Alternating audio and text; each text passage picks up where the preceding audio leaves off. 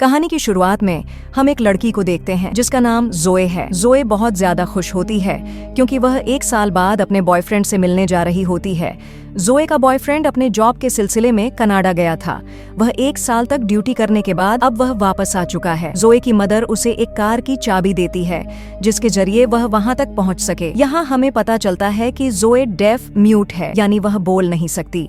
उसकी मदर उसे कहती है कि जिस रास्ते से तुम जा रही हो वह बहुत ही ज्यादा खतरनाक है, इसीलिए संभल कर जाना। यहाँ जोए अपनी माँ को जवाब देती है कि आप मेरी चिंता मत करें, मैं वहाँ तक पहुँच जाऊंगी। उसके बाद वह कार में बैठकर अपने बॉयफ्रेंड के घर की तरफ निकल जाती है। वह अपने बॉयफ्रेंड से मिलने के लिए बहुत ही एक्साइटेड थी। सफर के दौरान रास्ते में उसे एक शॉप दिखाई देता है। जोए वहाँ अपनी कार रोक देती है। यह एक गिफ्ट शॉप होती है जिसका मालिक एक बूढ़ा आदमी होता है। वह हैंडमेड यानी हाथ से बनाई हुई चीजें सेल कर रहा होता है। जोए उस बूढ़े आदमी से अपने बॉयफ्रेंड के लिए कुछ गिफ्ट खरीदती है, जिसके बाद वह अपनी कार के ऊपर बैठकर खुद की एक सेल्फी लेती है और उस सेल्फी को वह अपने बॉयफ्रेंड को सेंड कर देती है ताकि उसे अपनी लोकेशन बता सके कि वह रास्ते में है और जल्द ही पहुंचने वाली है।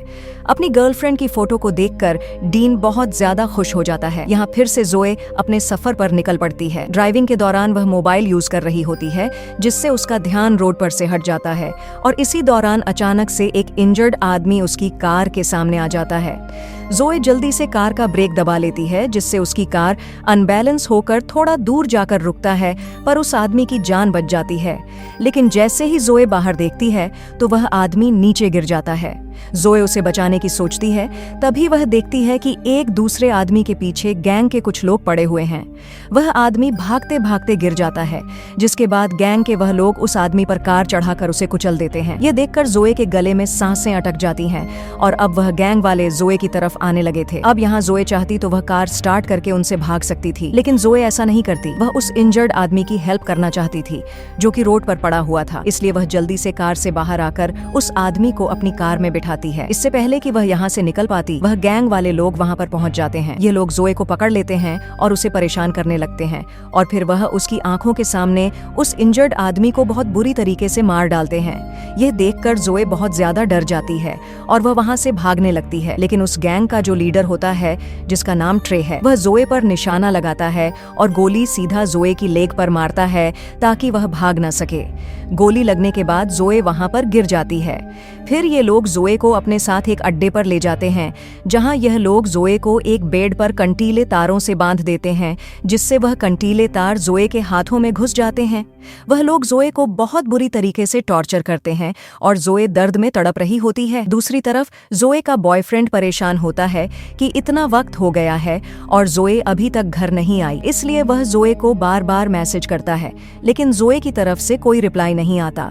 तभी उसकी जोए की तरफ से भेजी गई लास्ट फोटो पर नजर पड़ती है। उस पिक्चर में उसे एक बोर्ड नजर आ रहा था और उस बोर्ड से उसे जोए की लास्ट लोकेशन पता चल जाती है। वह फौरन पुलिस को कॉल करता है और उन्हें जोए की लोकेशन बताकर जोए को ढूंढने की अपील करता है। दूसरी तरफ गैंग के लोग नंबर से जोए को फिजिकल टॉर्चर कर रहे थे और जोए का बुरा हाल कर देते हैं। जोए बहुत ज्यादा तकलीफ में होती है। ट्रे जोए को बताता है कि तुम पहली लड़की नहीं हो जिसके साथ हमने यह हाल किया है, बल्कि इससे पहले भी हमने कई लड़कियों को इसी तरह से टॉर्चर करके मार डाला है। यहाँ इस पूरे इलाके में हमारा राज चलता है। वह बताता है कि मैं उस आदमी का ग्रैंडसन हूँ जिसने अपाची कबीले का खात्मा किया था। उसके बाद वह एक अलमारी खोलता है जिसमें इंसानों के कटे हुए स्कल्स पड़े होते हैं। वह बताता है कि यह सभी स्कल्स अपाची कबीले के हैं जिन्हें मेरे ग्रैंडफादर ने युद्ध के दौरान काटे हैं। उन्हीं में से वह एक स्कल उठाकर जोए को दिखाता है और बताता है कि यह स्कल उस अपाची कबीले के लीडर का है। ये सारी बातें सुनकर और उन स्कल्स को देखकर जोए बहुत ज्यादा डर जाती है। यहाँ ट्रे जो बातें बता रहा था वह बिल्कुल सच थी। दरअसल ट्रे की बातों से हमें पता चलता है कि उसके दादा मिलिट्री में कर्नल थे और आज से 100 साल पहले जब अमेरिकन सोल्जर्स और अपाची कबीले के बीच वॉर हुआ था तो ट्रे के दादा ने अपाची कबीले को बहुत ही बेरहमी से पूरी तरह से खत्म कर दिया और उनके सिर को ढड्ढियत से अलग करके एक निशानी के तौर पर रखा और ट्रे भी अपने दादा को फॉलो करते हुए बेगुनाह लोगों पर जुल्म करता है। कुछ देर बाद उन लोगों को पता चल जाता है कि जोए बोल नहीं सकती, इसलिए उनमें से एक लड़का कहता है कि अब हमें इसे और तकलीफ नहीं देनी चाहिए, अब हम इसे मार देते हैं। लेकिन गैंग का लीडर ट्रे कहता है कि इतनी जल्दी नहीं, मुझे उसे और भी टॉर्चर करना है। फिर इस बात पर उन दोनों की शर्त लगती है और यह दोनों ताश खेलने लग जाते हैं। ट्रे कहता है कि अगर ये गेम में जीत गया तो फिर मैं जो चाहूँ उस लड़की के साथ कर सकता हूँ, और अगर तुम जीते तो फिर तुम इसे मार देना। उसका साथी ट्रे की बात पर राजी हो जाता है और ये लोग गेम खेलने लग जाते हैं। ये सारी बातें दूसरे रूम में बंधी जोए भी सुन लेती है। जोए समझ जाती है कि अगर वह यहाँ बंधी रही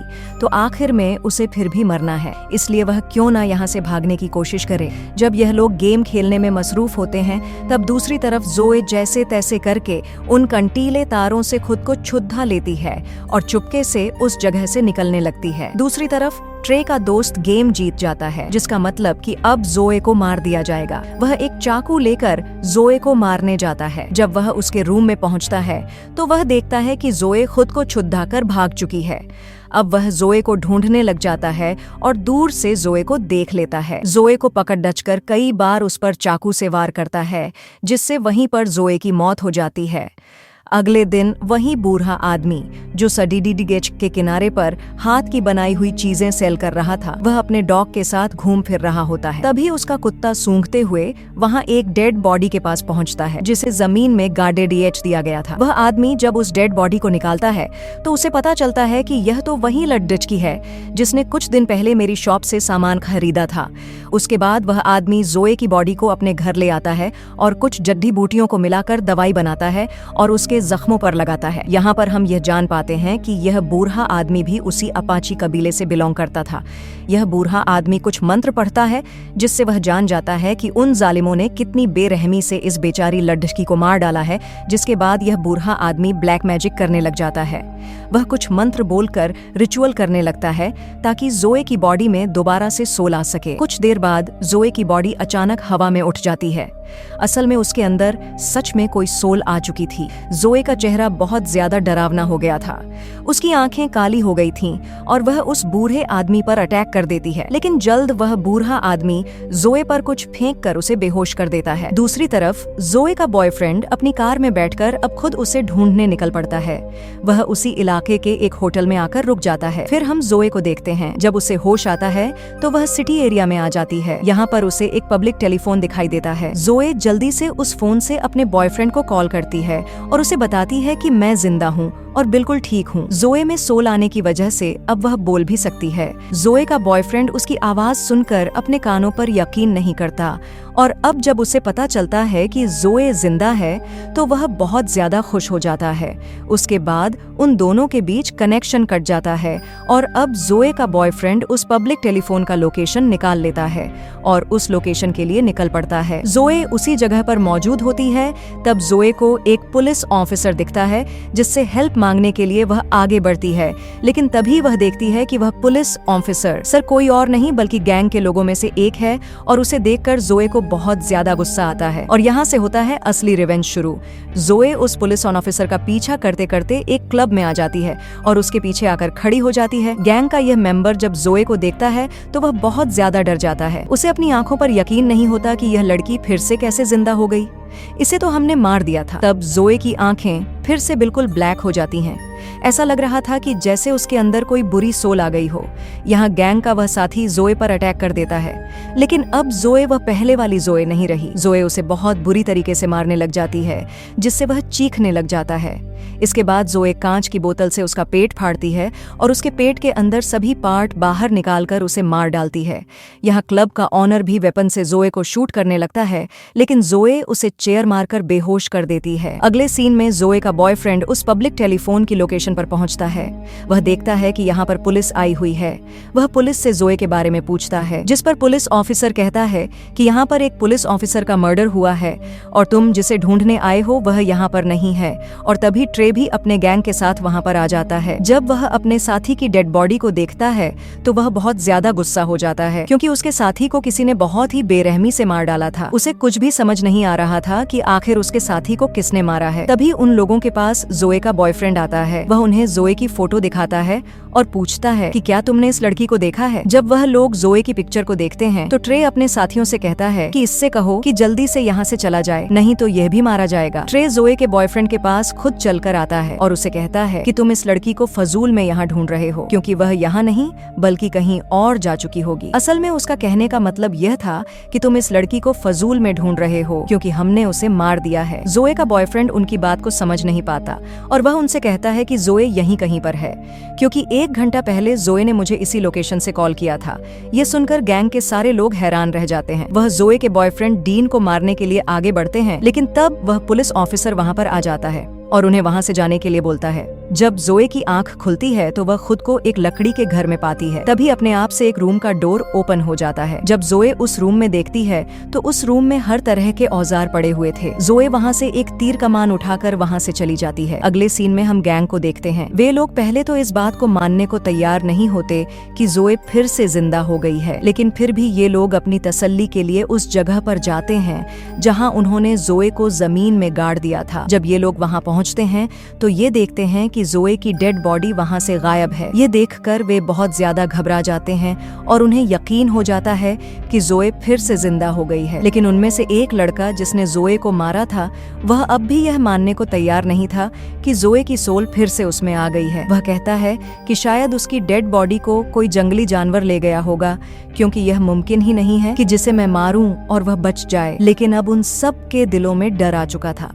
इसलिए ट्रे सबसे कहता है कि हमें कुछ दिनों के लिए अपने घर से कहीं दूर जाना चाहिए ताकि हम किसी की नजरों में न आए, और अगर पुलिस को जोए के बारे में पता चल भी गया तो हम उस इलाके से दूर होंगे, इसलिए पुलिस हमें अरेस्ट नहीं कर सकेगी। इसके बाद ये सब अपने अपने घर जाकर सामान पैक करने लगते हैं। लेकिन उनमें से एक साथी जब वहां से निकल रहा होता है तो वह देखता है कि किसी ने तीर मारकर उसकी गाड़ी के टायर पंक्चर कर दिए हैं।